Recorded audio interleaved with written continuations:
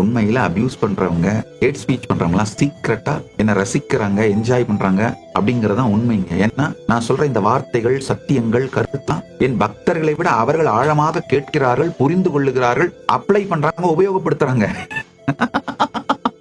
இது ஒரு பரம சத்தியம். மற்றவர்களால அபியூஸ் பண்ணப்படுறதால நீங்க அழிஞ்சு போகவே மாட்டீங்க. அதுக்கு நீங்க தப்பான ரியாக்ஷன் பண்ணா மட்டும்தான் நீங்க அழிஞ்சு போவீங்க. மற்றவங்களால அபியூஸ் பண்ணப்படுறதால, அவங்க அவங்களுடைய நெகட்டிவிட்டி உங்க மேல கொட்டுறதால நீங்க அழிஞ்சு போக மாட்டீங்க, பாதிக்கப்பட மாட்டீங்க, அழிய மாட்டீங்க. நல்லா புரிஞ்சுக்கோங்கயா.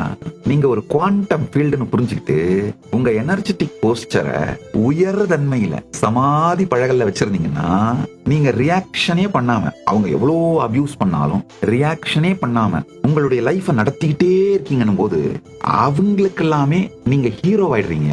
அவங்களாமே பாரு என்ன மனுஷன் பாரு. உங்களை அபியூஸ் பண்றவங்க, ஹேட் ஸ்பீச் பண்றவங்க கூட மனசுக்குள்ள சீக்கிரட்டா உங்களை ரசிக்கிற மனிதராக நீங்கள் மாறிவிடுவீர்கள்.